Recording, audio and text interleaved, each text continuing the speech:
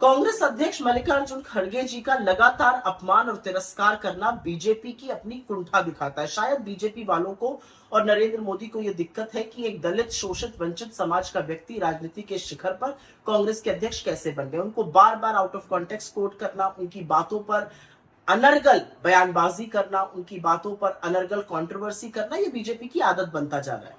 खड़गे जी का 5 दशकों से ज्यादा, 50 वर्ष से ज्यादा निर्वाचित सदस्य रहने का अनुभव है और कांग्रेस अध्यक्ष होने के नाते उन्होंने कहा गारंटी वो अनाउंस करनी चाहिए जो हम आर्थिक प्रबंधन के अंतर्गत कर सके, जैसे कि हम अपनी सरकारें कर्नाटका, तेलंगाना और हिमाचल में कर रहे हैं। हमने जो गारंटी अनाउंस करी थी उसका बजट देखा था, फिस्कल प्रूडेंस देखी थी और उसके बाद अनाउंस किया था और इसी के चलते ये गारंटियां सक्सेसफुल है और आर्थिक मैनेजमेंट इन सारे राज्यों में हो रहा है।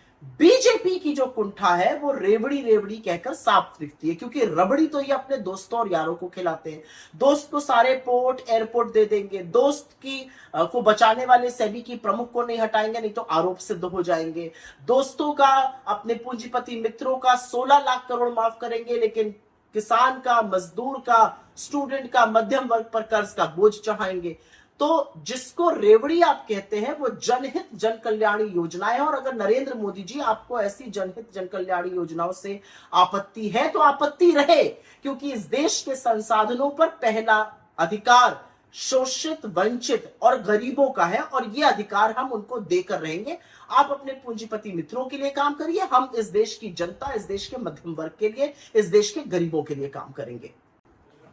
कांग्रेस अध्यक्ष मल्लिकार्जुन खड़गे जी का लगातार अपमान और तिरस्कार करना बीजेपी की अपनी कुंठा दिखाता है। शायद बीजेपी वालों को और नरेंद्र मोदी को यह दिक्कत है कि एक दलित, शोषित, वंचित समाज का व्यक्ति राजनीति के शिखर पर कांग्रेस के अध्यक्ष कैसे बन गए। उनको बार बार आउट ऑफ कॉन्टेक्स्ट कोट करना, उनकी बातों पर अनर्गल बयानबाजी करना, उनकी बातों पर अनर्गल कंट्रोवर्सी करना, यह बीजेपी की आदत बनता जा रहा है।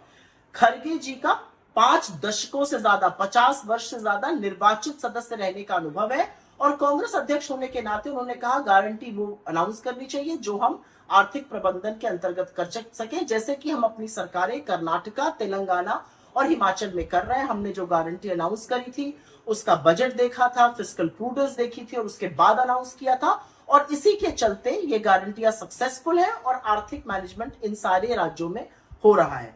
बीजेपी की जो कुंठा है वो रेवड़ी रेवड़ी कहकर साफ दिखती है, क्योंकि रबड़ी तो ये अपने दोस्तों और यारों को खिलाते हैं।